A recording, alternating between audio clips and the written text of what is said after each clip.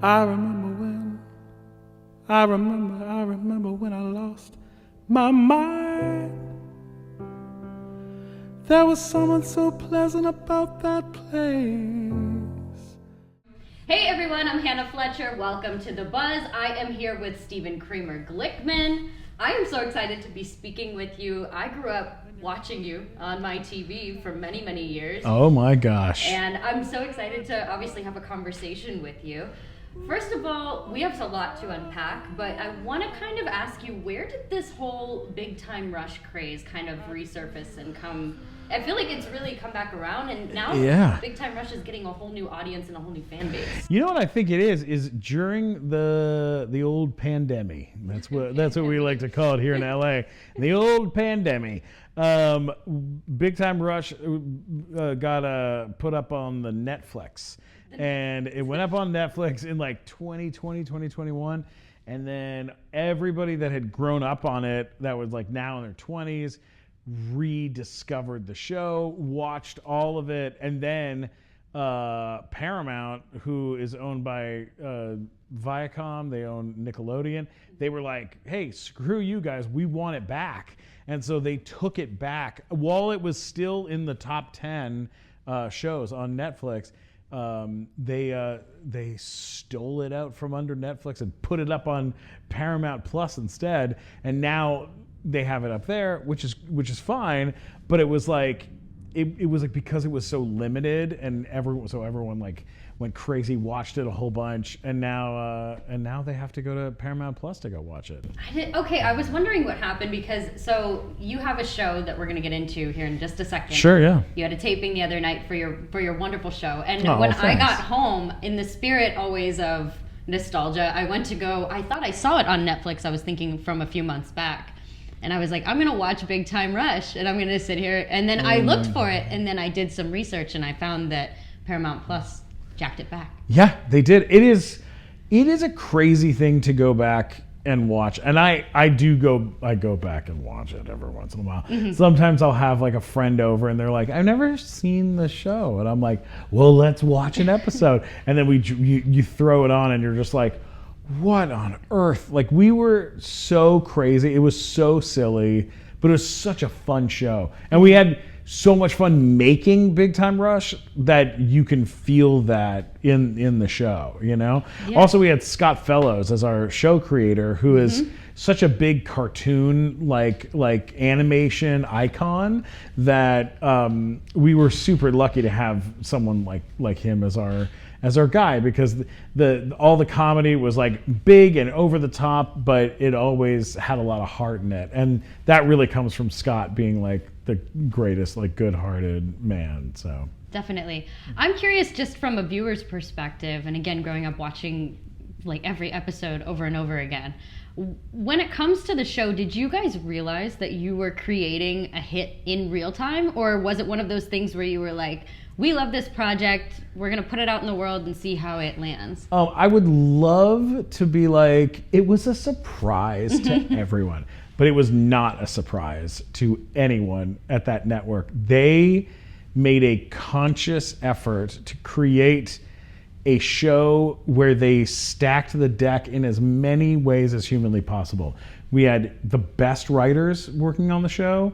Like, some of our writers went on to do insane stuff. Like, Jessica Gao wrote our Big Time Superheroes show and then created She-Hulk for Marvel. Wow. Like, everyone that worked on our show, like, either got to go off and create their own show and make other amazing television shows, or like, we had great writers. It took 2 or 3 years of casting to cast the 4 boys on Big Time Rush. Okay. We actually shot a pilot with a different person playing the Kendall role. Okay. And then they shut it down for a year and re-scouted and found Kendall, which was amazing. We had the little girl that was on the show. Yes. She wasn't in the original pilot, and we had to reshoot that pilot with her, with Sierra Bravo, who's like amazing. That's right. So there was a lot that went into making it a really strong show. And then, and this is 100% true, I was walking like about a week before the premiere of the first episode, I was walking with the then president of Nickelodeon, and she is no longer the president. And I said to her, I said, wow. I go, I really hope that people like the show. And she said, they will. And I went, yeah, I mean, hopefully. And she was like, not hopefully. They will love it. And I was like, yeah, I mean, like, fingers crossed. And she was like, that's not how children's television works. We are going to make a show that's so great that they have to watch it. And we got the best of the best, and we're going to make the best possible show. There's no hopefully anything. Like, we are dumping so much money and time and energy into making this a success. It will be a success.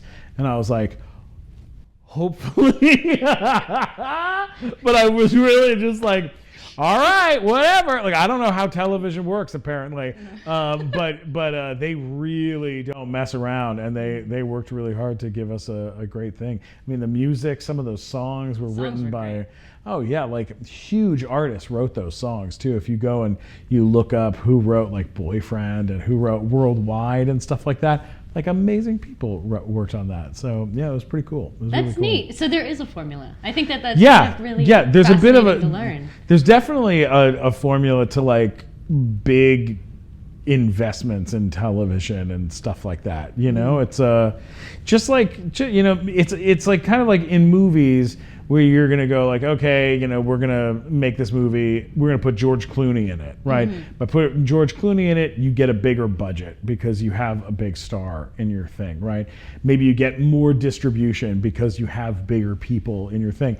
It's similar set of rules, but for children's television. It's not about stars, it's about the like how, like, just like the, you know, how well it does in testing and all that kind of stuff. It's just like a different set of rules, but it's still, you know, there's still like technique to it, I guess, you know. I don't know. Yeah. Supposedly. Hopefully. I'm not a studio executive. I don't know. Speaking of shows, I want to talk about your show the other evening. You had such a remarkable intimate performance. It was all close friends and family. I was so happy you were there. That made me so happy that you were there. It was incredible. I was like, at one point I was actually holding back tears because it was just so nice. Aww. And it was just so well done. Talk to me about this process of crafting this show. Obviously it was in an iconic location. What did your process look like for crafting the show? It was 10 songs, 10 stories. Yeah. How did you determine everything? It's the show is called An Evening with Kramer Glickman, and it's like a show that I've been doing at universities around the country for like the last few years. Last 2 years I've been doing it, and it's, you know, it is changed and adapted over time and in certain ways. Like the songs have changed as I've done it. Like there was a time where I was doing What Was I Made For in the show. Oh wow. And I was doing Mr. Brightside in the show too, which very fun songs. And but then like as we got closer and closer, it started really being like, I want to do a show that's basically like a playlist of my life.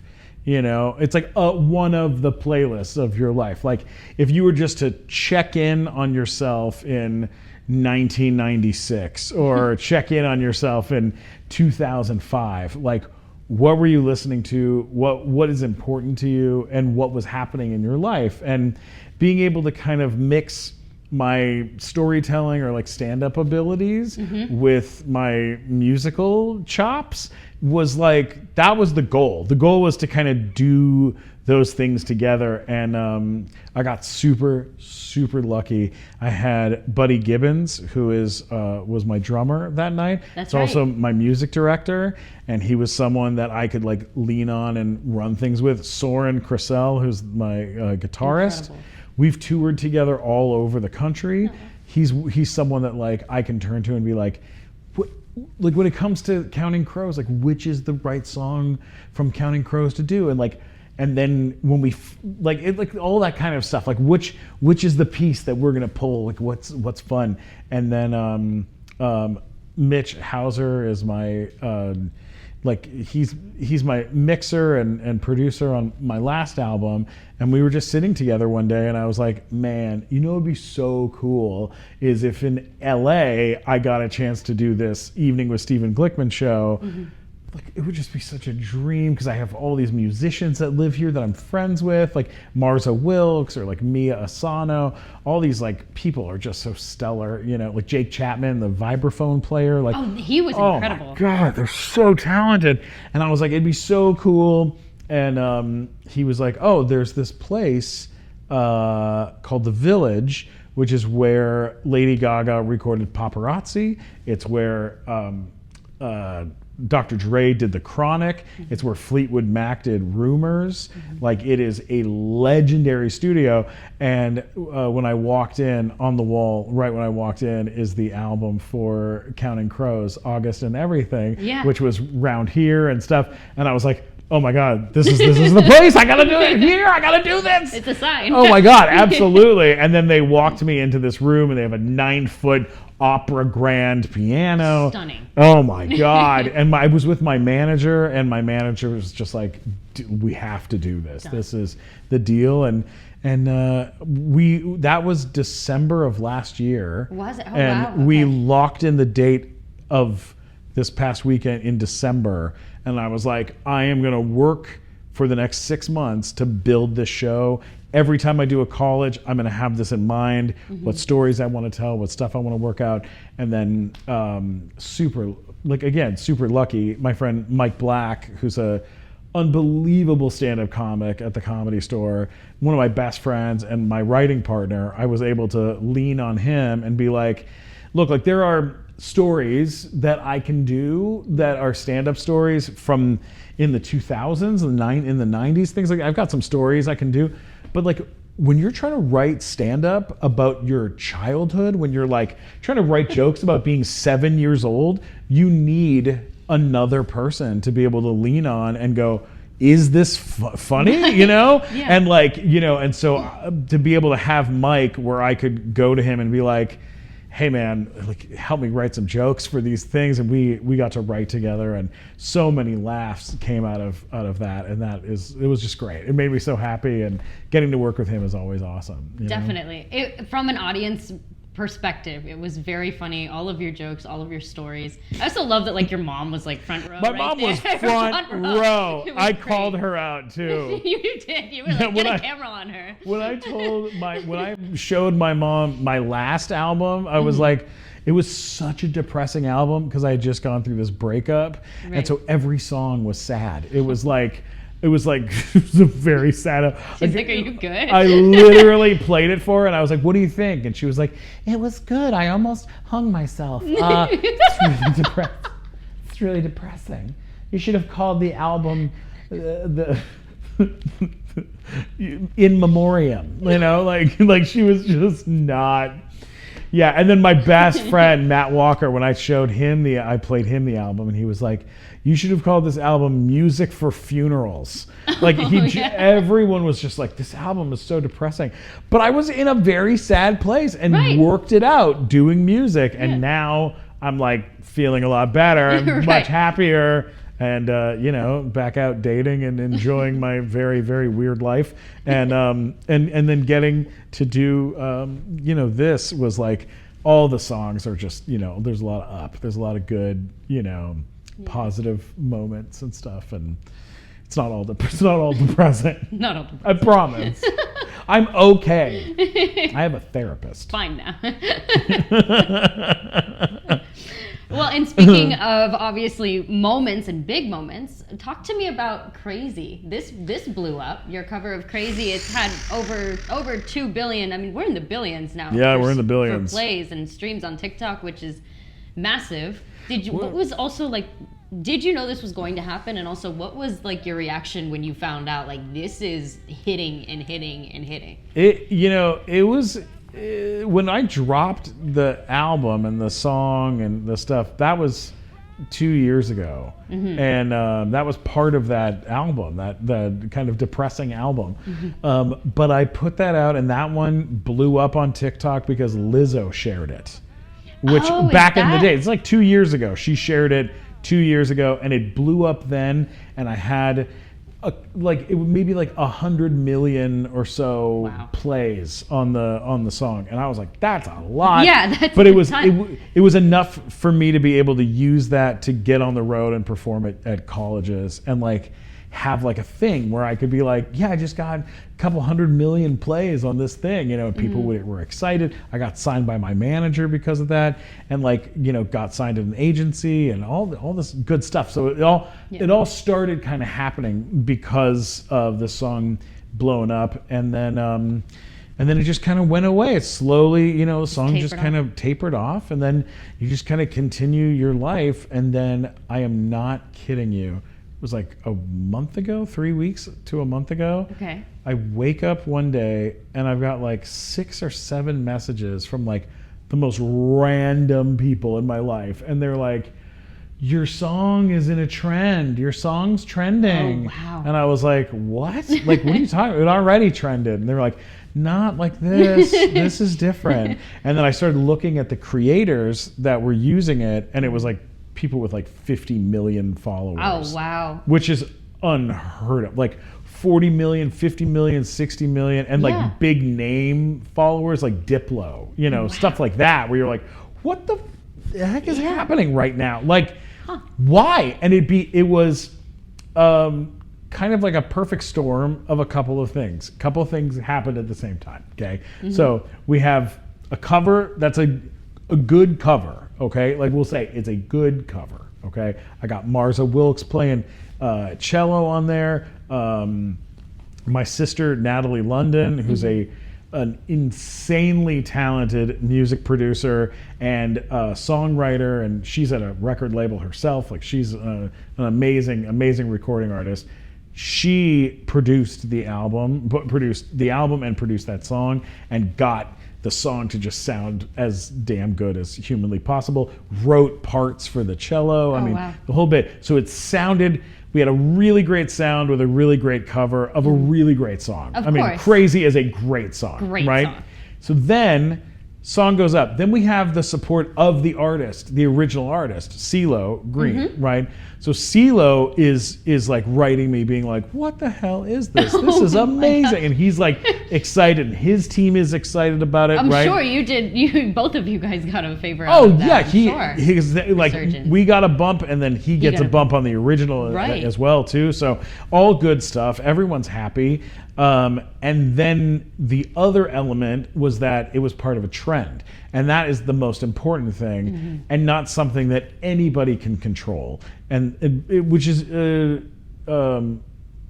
so like you got Natalie London, my sister, music producer. You got super talent Marza Wilkes, playing cello. You've got great song, great cover of a great song that we're doing. We've got CeeLo's help, and then we've got trend. Right. And trend becomes like, this thing where people are posting the most embarrassing thing they've ever done that's on video, along with the song, and like admitting to like the most embarrassing thing they've ever done. And when you've got famous people like Julia Fox, posting and doing her most embarrassing thing, and all these all these amazing influencers doing this, it just blew up. It just kept blowing up, and it was like really intense and really crazy. And I woke up. It's really hard to talk about it without saying crazy. It's really hard.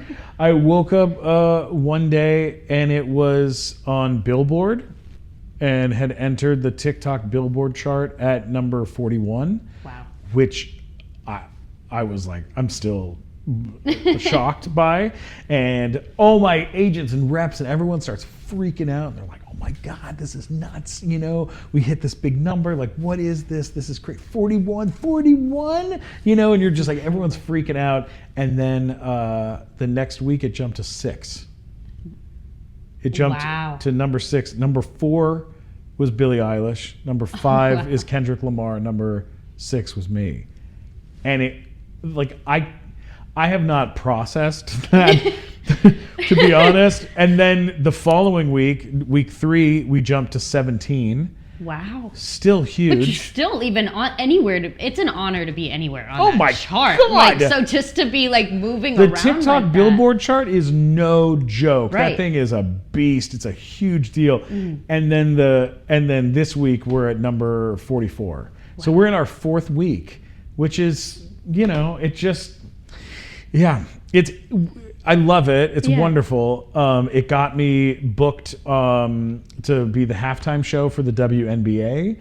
I got to fly out to Vegas and with Jesse Hicks, my bass player, he who was on the show that you saw. Well, we've known each other since junior high school. So they flew him out, they flew me and Soren out, and we played on stage for 12,000 people, which was outrageous. And we did 2 songs that night. We did Crazy, and then we did Driver's License by Olivia Rodrigo. And then I got to have a phone meeting with Olivia Rodrigo's manager. Did you really? Which was so cool. Like, my gosh. He was so cool. He reps like Selena Gomez and all sorts of people. We got to have a really nice chat, and he was really kind. Incredible. And it was really cool. It was like the whole thing has been really wonderful, and I could talk about it forever. It's nice. It feels really wonderful because I love singing, and I love playing the piano, and I love doing covers of people's stuff. Yeah. Like, it makes me happy on a level that's ridiculous. I mean, I grew up doing musical theater where you are singing other people's things. Right. But like, I've been playing the piano since I was 2 years old, and getting to sit now as an adult at the piano and be like, you know what, tonight we're going to learn how to do an Ariana Grande song. And then you just sit for like a couple hours and you work it out and get it right. And then maybe you post it on TikTok, or maybe you just share it with your friends, and you're just like, all right, okay. And then you just continue in your day and your stuff. And it's like, it's nice to get to make music. Yeah. It's really fun. No, I just want to say personally, congratulations on that. That's so massive. I can feel how proud you are and how excited, and like it's such a surreal moment, and I'm so glad that you get to experience everything that you are. We were talking before the show, like I did this show called The Guest List, which is available right now at the Hitcore website on Encore. So go check that out. It is a terrific show that I am the host of. It's called The Guest List. Go check it out. I loved making that show, but I want everyone to see it, and you make things, and you don't make art so that everyone will see it. You make art, or you make music, or you make stuff because you feel good about it, and it should be start here. Like, you start here, and then the rest of it is, like a big bonus. But every once in a while, man, when you get to do something and everyone sees the thing that you did, it sure does feel good, Yeah. It's like, I mean, I'd be lying to you if I said, like, walking, like, I go through LAX now, and all of TSA, shout out to TSA, all TSA when I go through are just like, you're my childhood, Gustavo, and they just like say it real quiet, and it's the best. But they'll pat me down and be like, what's up, Gustavo, good to see you, and you're just like, you get to be part of all the childhoods of so many people. You're always hoping to keep doing that. You always want to keep making an impact, making things that people will actually get to see, So it's nice. It's it's real fun. Well, and like, obviously you're a part of so many people's childhood, but like, I know my dad was the one my mom was there too, but dad was the one who was always sitting down watching Big Time Rush with me. So wow, really? Yeah. Oh, he'll still, like, if he watches iCarly, I'm throwing Bill under the Bill Fletcher. Bill watches iCarly. He'll watch Drake and Josh. He loves it. I love you, buddy. So. But no, I mean, you were a part of his adult life even. No, he was very excited that I was speaking with you today. I've had big security guys with, like, guns, like, as I'm walking into an airport, be like, is that Gustavo? And you're like, what? Really? Yeah. Or like, oh my God, at Comic-Cons, those are my favorite. Like, at Comic-Con, you'll get a guy sometimes who will come up and he'll be like, hey man, I just want to let you know, like, you're like basically like my dad, you know, like you like raised me, and I'll be like, you have a beard. You're a grown man. You could have a kid. Yeah, you might have a kid. Yeah. Might have a couple. You might have a couple. Yeah, it is. That's kind of it's part of the fun though. Is like, you know, being part of that show. Oh God, so much fun. That was the best. It's the best show. You know, I had the best time. Well, and speaking of that show and speaking of music, I would love for you to tell our audience all about something that's very exciting with Paralyzed, Big Time Rush fans. You guys are going to love this one. This is a big deal. Can we show the album cover? Yeah, we'll insert it here. All right, here we go. This right here, this is an exclusive. I'm never shown anybody the album cover. So August, my cover of Paralyzed will be releasing, and it's going to be released on Apple Music and Spotify and all that stuff, but also you'll be able to get it at Too Many Records, which is a record label in Portland, and that's the cover art, which was created by Mario Delgado. So yeah, it's really, really fun. Soren Cressell produced the song, and he's my guitarist that I get to tour with and stuff. And Soren literally played every instrument on it and just crushed it. And we did it like it's a My Chemical Romance song. That is so awesome. It's so I'm so fun. excited. It's a really good cover. Gosh. I will get you a vinyl for sure. Oh my God. You have my word. Stephen. Oh, come on. That'd be incredible. Hey. I would love that. Oh my gosh. Anytime. You better believe it. So definitely check out, obviously, when Paralyzed is released. Yeah. That's going to be so exciting. I'm so excited for that. Yeah. We have to shoot a music video for it, too. We got to do the whole thing. Really? Yeah, we got to make a whole thing. Listen, if you need another actress, hey! just hit me up. I'll be Anytime. there. I would love to get your number. That would be... You bet.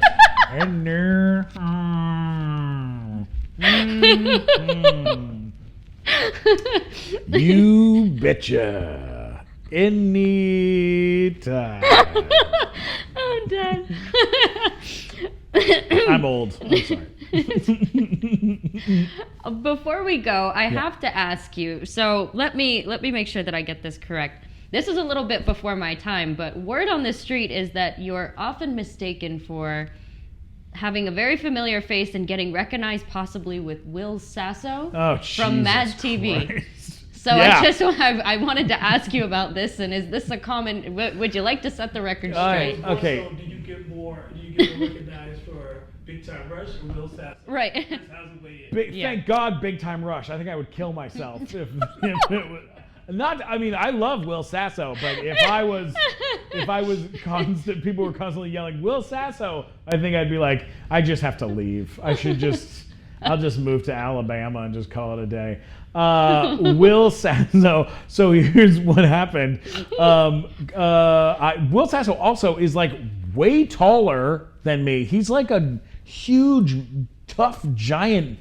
I'm like 5'11". He's like 6'5" or something. He's a massive man. He's like the human version of the Thing. You know, he's just big and beefy, and I'm this little bald Jew.